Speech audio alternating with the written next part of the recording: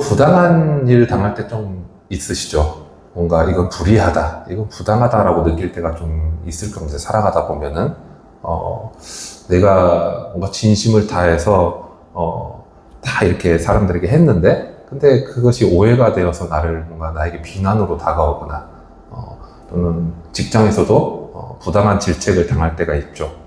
또는 뭐, 심지어는 또 뉴스에서 접하는 뭐, 사회적인 어떤 범죄라든지, 그런 것들 볼 때 우리는 저건 정말 있어서는 안 되는 일이다, 좀 부당하다, 불의하다라는 생각을 우리가 받게 될 때가 있습니다. 그래서 뭔가 욱하는 마음이 좀 들 때가 있어요. 또는 화가 난다든지 그런 마음이 들 때가 있는데, 어떤 분노가 일고 화가 일 때가 있죠. 근데 이제 이런 분노나 이런 화가 대부분 좀 안 좋게 생각할 때가 있어요. 물론 이제 공적인 자리나 어떤 정의감에서 오는 화는 우리가 그럴 수 있다라고 생각할 수 있지만, 대부분 특히나 이제 이 기독교 안에 들어와서 목사라는 사람이거나 어쩌면 이제 교회 다니는 그리스도인을 바라보는 사람들은 대부분 당신들은 그래도 화를 내면 안 된다, 흔히 말하는 사랑의 종교라고 하는 기독교를 믿고 있다는 당신들은 그러면 화를 내지 않으면 좋겠다라고 말할 때가 있습니다. 그러면 이제 대부분은 그런 말을 들으면 우리는 이제 이런 생각을 하게 되잖아요. 그러면 기독교인은 무조건 화를 참아야 되나? 그냥 묵묵히 그냥 화를 꼭 뭔가 누르면서 그렇게 어떤 부당함이, 내가 개인적으로 느끼는 부당함이나 또는 사회적인 어떤 압박이나 그런 거에 대해서 그냥 꼭 참고 있어야 되나 라고 생각할 수도 있습니다. 그 부분에 대해서 우리가 어떤 답을 하기 전에 먼저 세상이 분노를 어떻게 다루려고 하는지, 그리고 흔히 세상에서 말하는 어떤 고상한 종교에 대해서 무엇을 기대하는지 우리가 좀 먼저 생각해 볼 필요가 있는 것 같아요. 세상 사람들은 흔히 이제 종교를 바라볼 때, 종교를 믿는 어떤 종교인을 바라볼 때, 특히 우리 그리스도인을 바라볼 때 의례적으로 이런 기대를 하죠. 저 사람은 신앙이 깊으니까, 뭔가 신앙생활을 오래 했고 교회 열심히 다니고 어떤 종교 생활을 열심히 하니까 웬만하면 화를 내지 않을 거야 라고 생각할 수도 있습니다. 그래서 늘 온화하다든지 평온하다든지 뭔가 일상에 있는 것을 좀 초월한 모습을 보인다든지 그런 걸 얘기할 수도 있어요. 실제로 우리가 알고 있는 어떤 종교와 일반적인 철학들은 이 어떤 분노라는 감정을 다스리는 것을 굉장히 중요한 과제로 여겨요. 예를 들어서 로마에 스토아 학파의 철학자들이 있어요. 그 사람들은 이성이 있죠. 내 이성을 통해서 나의 어떤 모든 감정의 어떤 격동되는 것들이 있어요. 그런 것들을 벗어나는 것을 이제 얘기했어요. 그래서 어떤 경지를 추구했는데, 그러니까 마음이 그 부분에서 움직이지 않는 것을 추구했어요. 근데 그들에게 있어서 이런 분노나 어떤 감정이 어떤 격동되는 거는 내 이성을 마비시키는 어떤 병과 같다, 어떤 질병과 같다라고 해서 그것을 제거해야 될 대상으로 여겼어요. 근데 사실 이제 이거는 동양의 불교하고도 마찬가지로 볼 수 있죠. 불교에서도 모든 번뇌 많이 들어봤죠? 그리고 원인, 그리고 집착, 내 탐욕을 막 끊어내고 마침내 분노의 어떤 그 정말 불씨, 그것마저도 꺼버리는 그 사람들이 말하는 열반이라는 자리, 거기까지 그 상태에 이르는 것을 굉장히 어떤 최고의 경지로 얘기를 하잖아요. 불교에서도. 분명히 이런 일반적인 세상에서 가진 철학적인 것이든지 또 불교에서도 말하는 것은 이런 것들 보면 굉장히 고상해 보여요. 그리고 굉장히 뭔가 있어 보입니다. 매력적이에요. 왜냐하면 그 사람들은 뭔가 자신을 막 이렇게 깎아내려서 잘 참는 것 같고 뭔가를 이뤄낸 것처럼 보이거든요. 매력적이란 말이에요. 그러니까 사람들 보면 누가 자기 감정에 막 치우쳐서 막 그것에 끌려가는 사람을 원하는 사람은 없잖아요. 그러니까 흔히 말하면 감정의 노예가 된다, 이런 걸 원하는 사람은 없다는 거예요. 그런데 이런 종교적인 그리고 철학적인 모든 가르침에 공통점이 있다면은, 그 공통점은 어떤 내 감정이 격동되는 분노라는 이 증상을 인간의 어떤 수양이나 내가 깨달았다라는 그런 깨달음을 위한 어떤 노력이죠. 내가 수양하고 깨달은 어떤 노력을 통해서 이것을 억제할 수 있고 이것을 소멸시킬 수 있다라고 생각한다는 거예요. 그것을 주장한다는 거죠. 근데 종교의 어떤 목적과 거기에 방향성이 이런 것이라면은 그럼 성경은 뭘 얘기하고 있을까요? 성경은, 우리가 기독교라고는 성경은요 전혀 다른 길을 제시한다는 거예요. 흔히 이 성경 안에서는 우리에게 무작정 이렇게 얘기하진 않아요. 어떤 분노의 어떤 불이 있다면 이 불을 무조건 꺼라 라고 말하지 않습니다. 이 안에 오히려 근본적인 질문으로 들어가요. 우리 안에, 당신 안에 그 분노라는 불이 있다면 그 불은 대체 무엇을 태우기 위해서 또 누구를 위해서 이게 타오르고 있는가? 그걸 질문한단 말이에요. 그것이 만약에 나의 어떤 자존심이나 나의 어떤 이기심을 연료로 삼아서 이게 막 타오르기 시작하는 어떤 그런 모닥불인지, 아니면 하나님을 바라보고 하나님의 공의와 하나님의 영광을 위해서 타오르는 그런 거룩한 불꽃인지 이것을 묻는단 말이에요.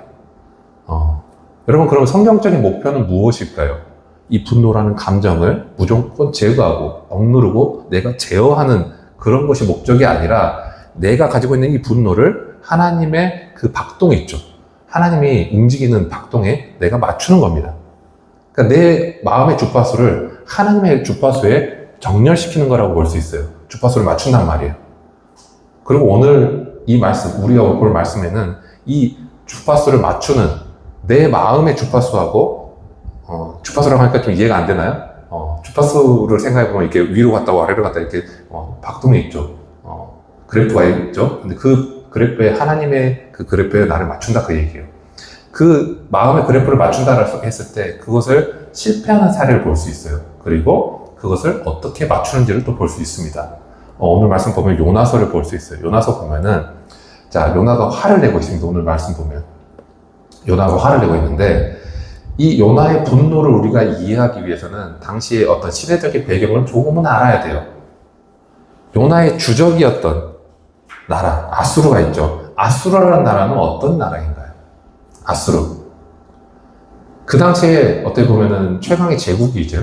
그리고 잔혹하기로 유명했던 굉장히 정복을 잘하는 그런 나라의 사람들입니다. 정복한 민족을, 지도자들을 있죠. 그 지도자를 산채로 막 가죽을 벗기기도 하고, 수많은 백성들을 강제로 이주시켜서 민족의 어떤 정체성 자체를 말살시키던 그런 나라였어요. 이제 북이스라엘 백성들은 이제 이 아수르라는 나라의 이름만 들어도 공포에 떠는 그런 존재였습니다. 자, 근데 이 요나에게 있어서 니느웨라는 도시는, 그 수도였던 니느웨라는 도시는 단지 내가 싫어하는 죄 많은 저 이방인 민족에 사는 도시, 그게 아니었어요. 그 정도가 아니라 그들의 손에 자기 가족이 죽을 수도 있죠. 자기의 어떤 민족이 죽었잖아요. 이웃이 죽었잖아요. 그것을 보고 보았을지도 모르겠죠. 그러니까 그가 가졌던 감정은 굉장히 우리로서는 이해하기 어려울 정도로 굉장히 큰 어떤 분노와 화가 있다는 것을 우리는 알 수 있어요. 그래서 니느웨의 이 멸망은 어떻게 보면은 그에게 있어서 곧 하나님의 정의의 심판, 그것이 실현되는 것이고, 그리고 민족의 우리 민족이 절대적으로 가지고 있는 이 한을 푸는 유일한 길로 생각할 수 있습니다. 그런데 하나님이 이 요나서 말씀을 쭉 보면은 뭐라고 하시나요? 요나에게 하나님이 이 원수들을 용서하겠다라고 말씀하세요. 용서하겠다. 요나의 입장을 보면은 어떻게 느껴졌을까요, 이게? 단순히 하나님의 자비하심으로 느껴졌을까요? 그게 아니라 정의에 대한 어떤 배신감으로 다가왔겠죠. 내가 알고 있던 정의에 대한 배신감. 그리고 내가 받았던, 하나님을 믿는 민족이, 이 민족이 고통을 받고 있는데 그 고통에 대해서 굉장히 하나님이 외면하고 있다라는 그런 느낌으로 느껴졌을 겁니다. 즉, 우리 민족의 원수를 향한 요나가 애국심이 있었을 거 아니에요. 그리고 인간적인 분노가 있었을 겁니다. 근데 그거에 대해서 이 원수까지도 구원하시려는 하나님의 이해할 수 없는 이 자비가 지금 충돌되고 있는 겁니다. 내 애국심과 그리고 내 인간적인 분노가 지금 원수까지 구원하는 하나님의 그 이해할 수 없는 자비하심과 충돌하고 있다는 거예요. 그리고 그 충돌의 내면의 중심에는 뭐가 있나요? 오늘 우리가 그것을 좀 보고자 해요. 진짜 본질. 그것을 다스리는 또 유일한 길을 좀 보고자 합니다. 자, 우리가 방금 나눈 내용에서는 요나가 가지고 있는 분노가 단순히 요나의 어떤 성격의 문제가 아니라, 요나가 단순히 먼저 화를 잘 내는 사람이야, 그게 아니라 지금 그 배경에는 그 민족이 북이스라엘을 탄압하는 그런 나라였고, 그 민족에 대해서 나는 민족성 자체로 나는 화를 가지고 있다라는 것은. 그러니까 개인적인 성격의 문제가 아니라 이게 신념을 가지고 있고 내 애국심도 있고 그리고 인간적인 어떤 정의감이 막 뒤섞인 굉장히 뭔가 오묘한 감정이라는 것을 우리가 확인해 볼 수 있어요. 그리고 오늘 본문을 보면은 이 요나의 분노가 어떻게 하나님의 마음과 좀 어긋나 있는가. 그러니까 아까 앞에서 말한 주파수가 좀 달라지고 있는가를 우리가 좀 볼 수 있습니다. 먼저 2절을 좀 볼게요. 4장 2절. 자, 여호와께 기도하여 이르되 여호와여 내가 고국에 있을 때 이러하겠다고 말씀하지 아니하였나이까. 그러므로 내가 빨리 다시스로 도망하였사오니 주께서는 은혜로우시며 자비로우시며 노하기를 더디하시며 인애가 크시사 뜻을 돌이켜 재앙을 내리지 아니하시는 하나님이신 줄을 내가 알았음이니이다 라고 합니다. 자, 2절 말씀을 딱 보면은 그냥 하나님에 대해서 얘기하는 건데 내 감정을 좀 얘기하고 그렇게 보이잖아요. 근데 이거 보면은 하나님에 대해서 얘기하는데 감사의 기도는 아니에요. 또 어떤 강구의 기도도 아닙니다. 그러니까 이거는 하나님의 성품을 얘기하고 있어요. 지금 요나가 하나님의 성품 자체에 대해서 얘기하는데 근데 그 뉘앙스를 보면은 항의하는 것 같고 뭔가 자기 불만을 얘기하는 것 같습니다. 하나님의 성품에 대해서 얘기하는데 항의하고 있어요. 여러분 이 부분을 보면 좀 놀라워요. 왜냐면 이 요나가 말하는 이 말은 출애굽기 34장에서 하나님께서 모세에게 직접 알려주신 부분이에요. 즉 하나님은 어떤 분이시다라고 알려주신 그 부분, 하나님의 자기 계시하셨던 그 부분을 하나님의 성품이죠. 그 성품에 대해서 요약하고 있어서요. 지금 그러니까 하나님은 어떤 분이라는 거예요. 하나님은 은혜로우시다는 거예요. 자비로우시다는 거예요. 노하기를 더디하신다라는 거예요. 인애가 크신 분이라는 거예요. 그리고 뜻을 돌이켜서 재앙을 내리지 아니하시는 하나님인 줄 내가 안다라는 겁니다. 그러니까 하나님께서 말씀하셨던 그 하나님에 대해서 지금 어떻게 보면 약간 비꼬면서 얘기하는 거예요. 비꼬면서. 그러니까 하나님의 가장 큰 성품에 대해서 영광에 대해서 얘기를 하는데 그것이 나는 가장 큰 불만입니다라고 지금 얘기하는 겁니다. 하나님에 대해서 하나님의 성품을 얘기하는데 불만으로 얘기하고 있어요. 자, 우리가 일반적으로 생각할 때 하나님에 대해서 유일하신 그 전지전능하신 하나님에 대해서 우리가 얘기를 하는데 뉘앙스가 우리가 아이들하고도 얘기할 때 그런 게 있잖아요. 엄마는 있잖아 참 착한 것 같아. 이를 악물면서. 엄마는 있잖아 약속도 정말 잘 지켜. 엄마는 있잖아 정말 내 말을 잘 들어줘. 아빠도 있잖아 약속을 정말 잘 지켜. 막 이빨을 이렇게 악물고서 하면은 아빠에 대해서 얘기하고 엄마에 대해서 얘기하지만 그 안에 뭐가 들어있나요? 화가 들어있죠. 비꼬는 거예요. 비꼬는 거. 그러니까 올바른 말을 하고 있는 것 같은데 그 안에 하나님의 그런 부분이 나는 싫습니다라고 하는 것 같습니다. 지금 그렇게 하나님에 대해서 불만을 품고 있어요.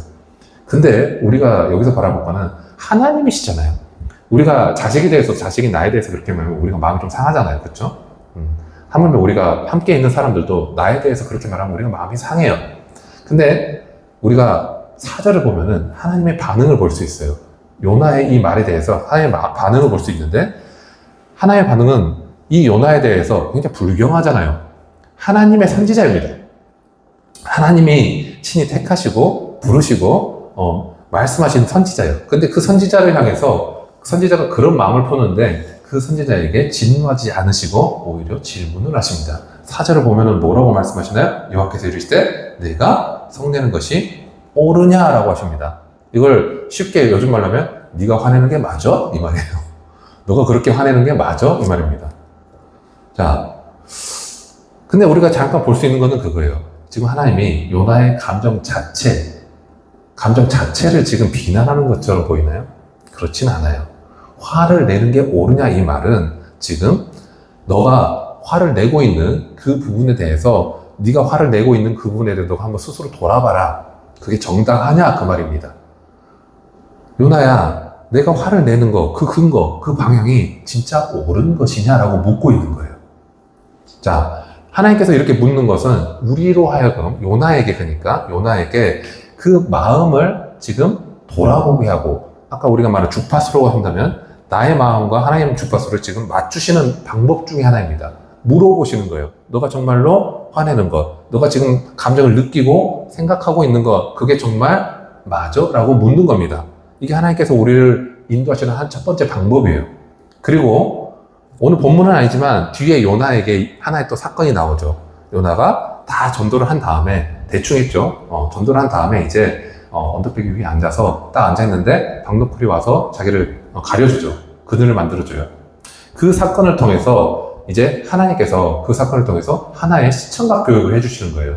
자, 하나님은 요나가 그 그늘, 잠시 있는 그늘을 통해서 잠시 즐거움을 얻었어요. 잠시 즐거움을 얻었는데 그 이후에 박넝쿨에 이제 벌레가 먹게 하시죠. 넝쿨에 벌레가 먹게 하셔서 그늘을 얻게 만듭니다. 그러자 요나가 어떻게 하나요? 또 불같이 화를 내요. 아니 이게 이게 나 이제 너무 뜨겁다 이거죠. 화를 냅니다. 그럼 막 이제 그냥 죽을래요. 막 그래요. 그때 하나님이 마지막으로 한 번 더 물으십니다. 자, 뒤에 볼게요. 하나님 뭐라고 이르시나요?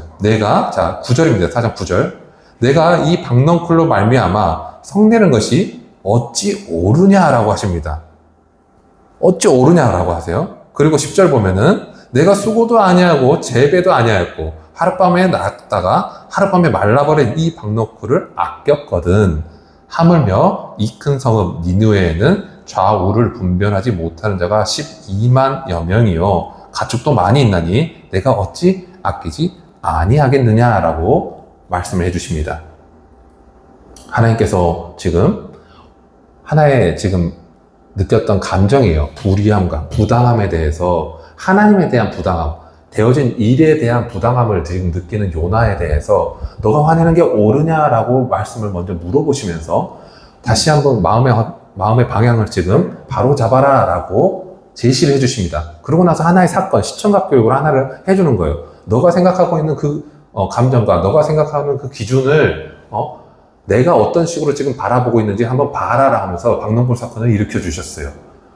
자, 한쪽에는 지금 두 개의 가치관을 지금 이제 두 개의 가치를 보여주시면서 그 안에서 시청각 교육으로 보여주신 거죠. 한쪽에는 요나의 개인적인 안락함에 의해서 그가 감정이 왔다 갔다 하는 것, 자신의 상황에 따라서 그가 왔다 갔다 하는 그 감정을 그의 민족적 어떤 정의감이라든지 아니면 어떤 자신의 의의라든지 그런 것을 한쪽에서 보여주고, 다른 한쪽에는 하나님의 형상대로 지음받은, 하지만 요나가 보기에는 악인으로 보이고 정말로 죽였으면 좋겠고 멸망했으면 좋겠던 저 12만여 명의 영혼들, 그리고 많은 가축들이 있죠. 그들이 살아가기 필요한 것들, 그것들이 있는데 그것을 동시에 보여주는 겁니다. 너가 맞다고 생각하는 것과 하나님이 중요하다고 보시는 것을 보여주는 거예요. 요나는 그 상황에서 두 개의 가치를 지금 보여줬을 때 요나는 어떤 것에 오히려 더 화를 내고 어떤 것에 더 만족감을 누렸나요? 자기의 상황에 만족을 했죠. 잠시 나를 가려주는 그 그늘에 만족감을 느끼고, 또 그 그늘이 없어졌을 때 화를 냈어요. 그 그늘이 없어지자, 잠깐 있는 그 그늘이 없어지자 자기는 이제 난 그냥 죽을란다 하고 화를 낸다는 거죠. 근데 저 12만여 명의 영혼의 죽음에는 당연하게 여겼다는 거예요. 자, 이 부분에서 그러니까 하나님께서 요나에게 원하시는 그 마음의 방향성과 완전히 어긋나 있는 내 분노와 자기 분노와 민족적인 어떤 정체성과 그리고 내가 생각하는 의의 모습이 어긋나 있는 그 비극적인 모습을 연결시켜서 볼 수 있겠죠. 자, 이제 신약으로 넘어가 보면은 사도 바울이 한 가지 팁을 줍니다. 쉽게 얘기해서 이 어긋난 분노예요. 이 감정에 요동치는 어긋난 분노를 어떻게 하나님의 그 주파수, 그 진동에 정렬시킬 수 있는지 그 원리를 가르쳐 줍니다. 그게 에베소서 4장이에요. 에베소서 4장 보면은 먼저 4장 26절에서 이렇게 말씀하죠. 분을 내어도 죄를 짓지 말라고 합니다. 그리고 해가 지도록 분을 품지 말라고 해요. 그래서 마귀에게 틈을 주지 말라라고 합니다. 26절 보면은 분을 내어도 죄를 짓지 말라라고 하는 이 말씀이에요. 이 말씀은 우리가 분명히 화를 낼 수 있다는 거죠. 우리가 화를 낼 수 있다는 겁니다. 그리고 화를 내고 분노를 낼 수 있는 그 가능성, 분노를 해야 될 그 어떤 감정이 움직이는 그 어떻게 보면 의무라고도 할 수 있죠. 그게 있다는 거예요. 근데 놀랍게도 어떻게 보면 우리의 분노가 죄가 되지 않을 수 있다는 겁니다. 그리고 예수님처럼 어떻게 보면 거룩한 분노가 될 수도 있다는 거예요. 그럼 어떻게 우리가 이 분노가 우리의 분노가 죄가 되지 않을 수 있을까요? 이 분노가요. 마가복음 3장을 볼까요, 한번? 마가복음 3장을 보면은 한 사건이 나옵니다. 마가복음 3장 보면은 한 사건이 나오는데 3장에 보면은 한쪽 손 마른 사람을 고치시는 예수님의 그 사건이 나와요. 거기 보면은 사람들이 예수를 고발하려고 하여서 안식일에 그 사람을 고치는가 주시하고 있습니다. 그 상황을 보면 그 예수님이 이 손 마른 사람에게 이제 가운데 일어서라라고 하시고 그 사람들에게 안식일에 선을 행하는 것과 악을 행하는 것과 그리고 생명을 구하는 것과 죽이는 것과 어느 것이 옳으냐 하시니 그들이 잠잠히 있어요. 고발하기 위해서 지금 주시하고 있는데 예수님 그렇게 말씀하셨다는 거예요.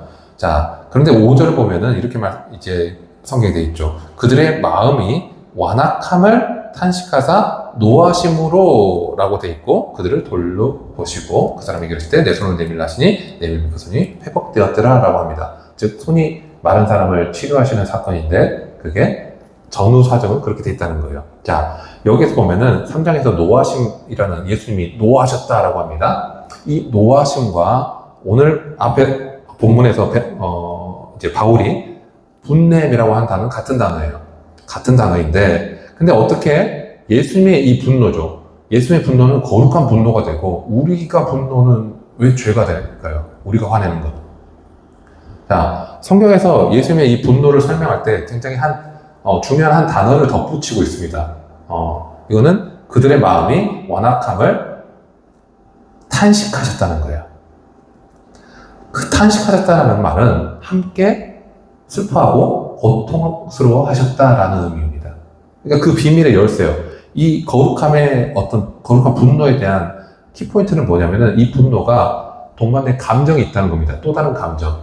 내가 화를 낼 수 있어요. 화를 낼 수 있는데 그 감정에 다른 게 하나 붙어 있어요. 뭐가 하나 붙어 있냐면 그게 뭐냐면 그 안에 탄식하다라는 게 붙어 있다는 거예요. 이 예수님의 분노는 정죄하는 분노가 아니었어요.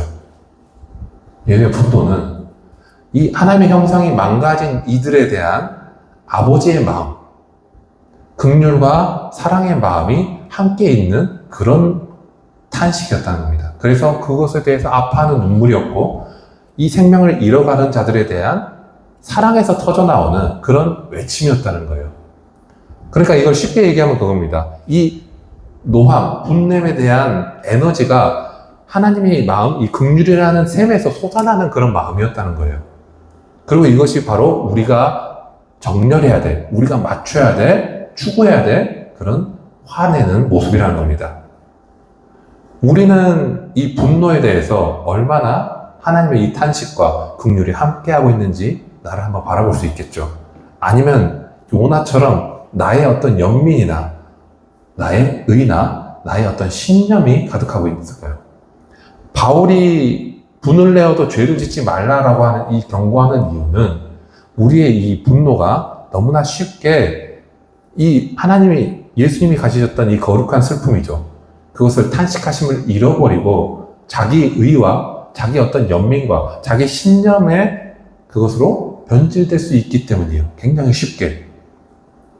바울은 이 분노, 내 신념과 내 의가 기반으로 된 이 분노가 얼마나 위험한지를 경고합니다.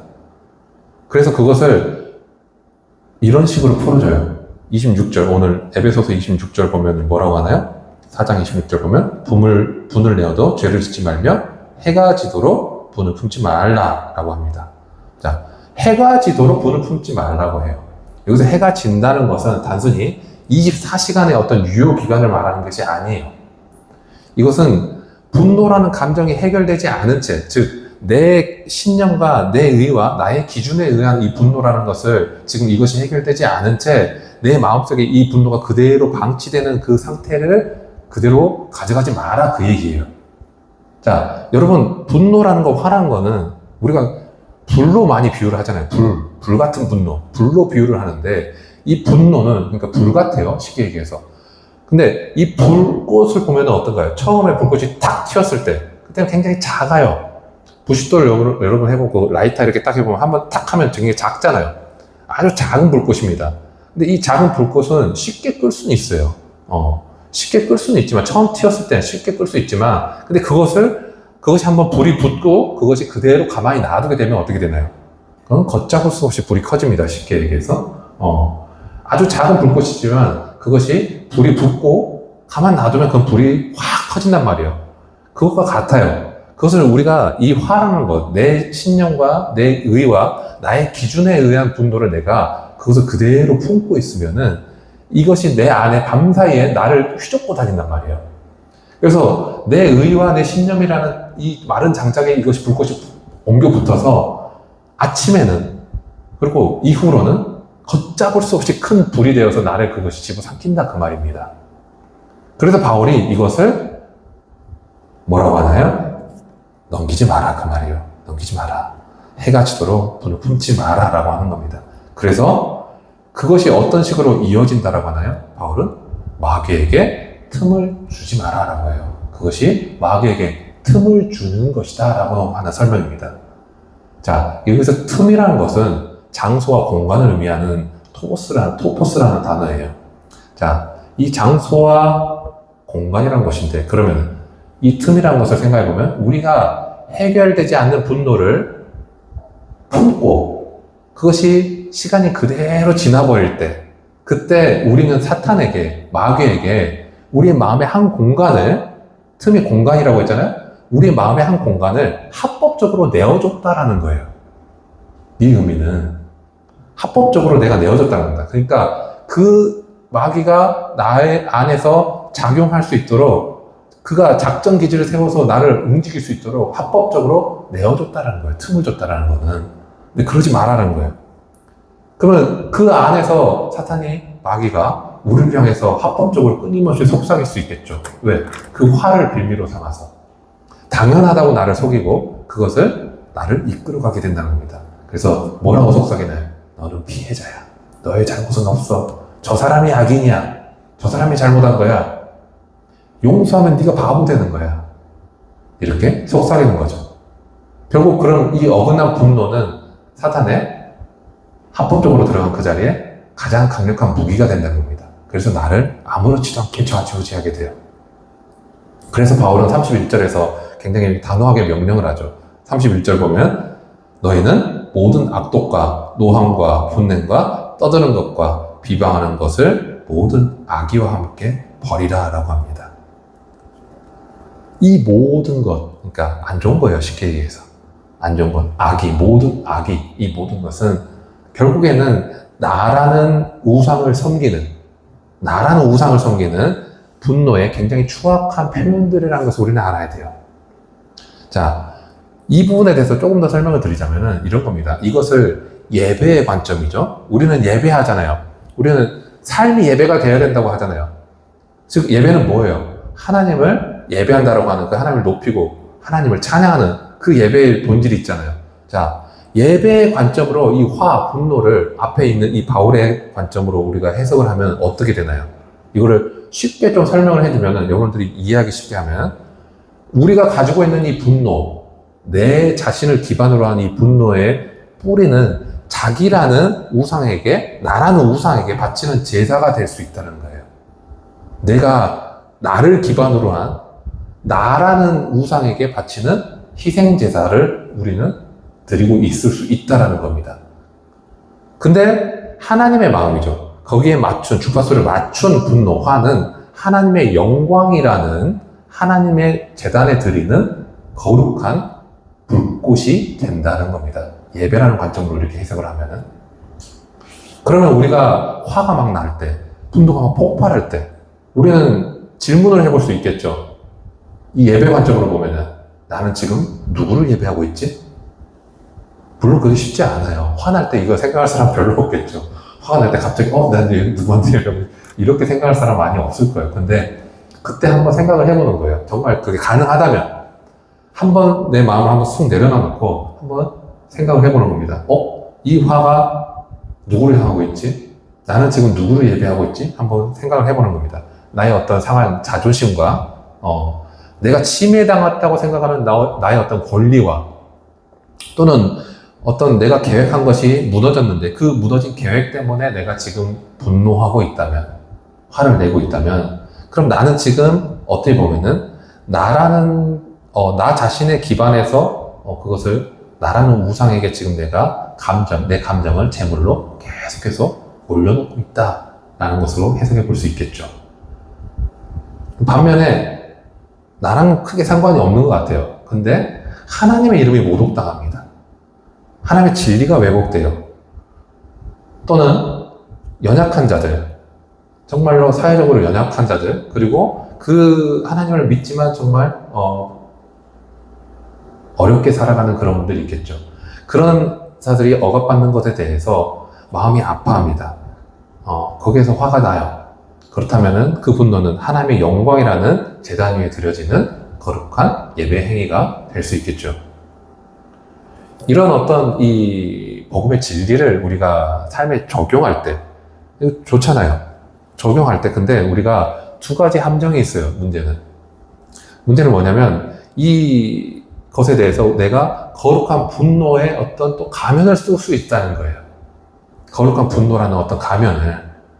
그러니까 이거는 내가 어떤 혈기가 있잖아요.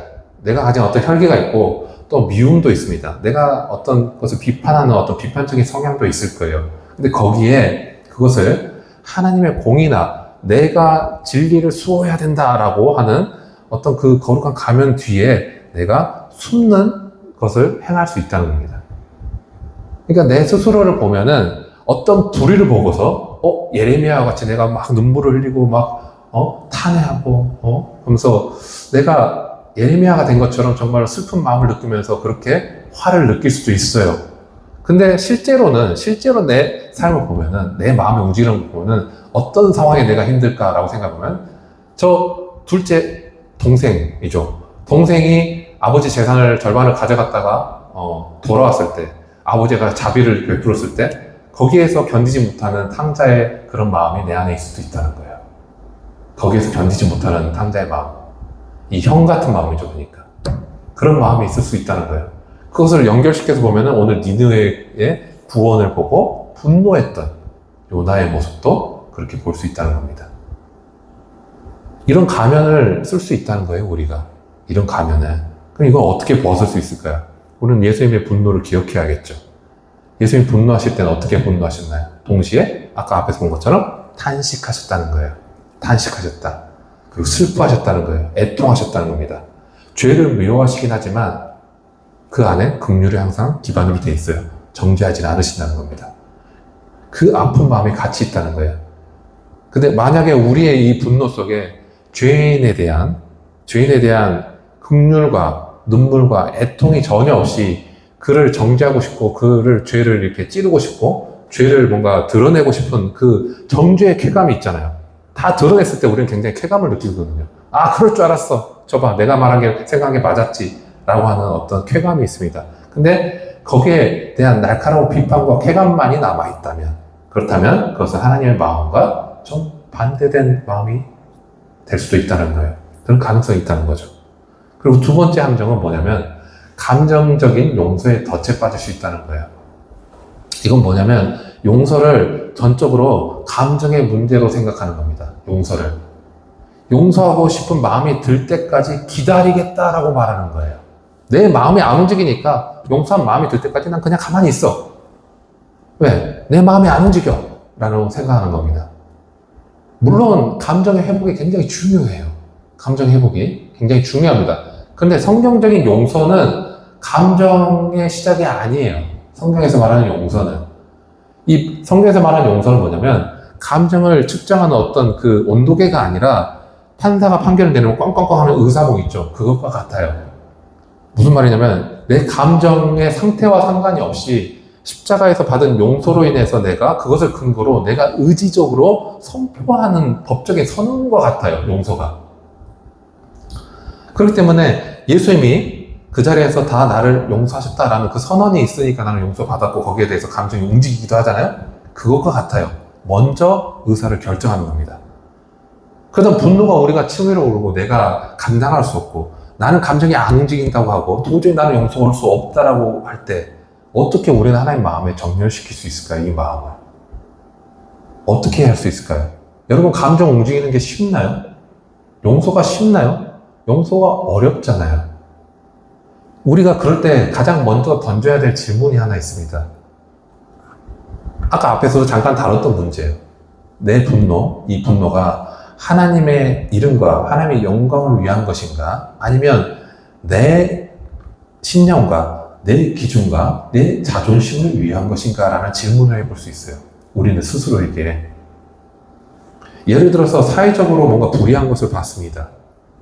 사회적으로 너무나 안 좋아요. 막 끔찍한 어떤 아동 학대를 봤다든지, 뭐 사회적으로 부패한 사건들을 뭐 뉴스에서 다룬다든지 할 때 우리가 화가 나잖아요. 왜 저럴까? 화가 나요. 이것은 어떻게 보면은 하나님의 마음에 합한 뭔가 하나님의 마음에 뭔가 정렬된, 그러니까 주파수가 맞는 그런 분노일 수 있어요. 그럴 수 있어요. 그런데 그 분노가 우리가 가진 그때 느꼈던 분노와 부당하다고 느끼고 아니다라고 생각하는 그 분노가 이 가해자에 대한 혐오와 가해자에 대한 저주로만 이어진다면, 그렇게만 이어진다면, 그러면 우리는 십자가의 원리를 잊어버린 게 되죠. 그 안에는 정죄밖에 없으니까.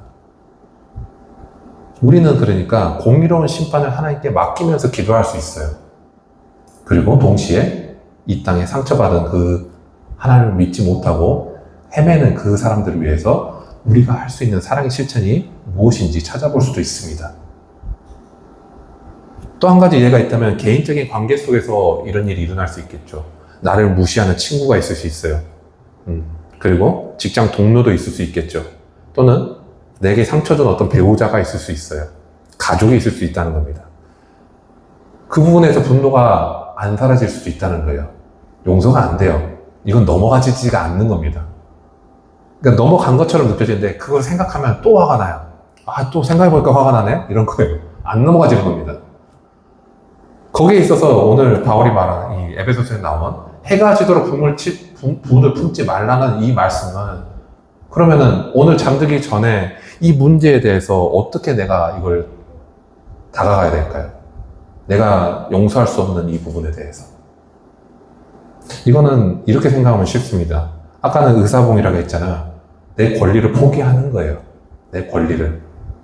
이 문제에 대해서 내가 느끼는 거에 대해서 권리를 포기하는 겁니다. 감정은 여전히 아파요. 왜냐면 이런 일이 일어났으니까. 내가 너무 힘듭니다. 근데 의지적으로 내가 결단하는 거예요. 의지적으로. 하나님, 저 사람을 제 손으로 심판하지 않겠습니다라고 결단을 하는 겁니다. 그리고 저 사람에 대해서 모든 그 사람에 대한 모든 빚을 주님 앞에서 찢어버리겠습니다.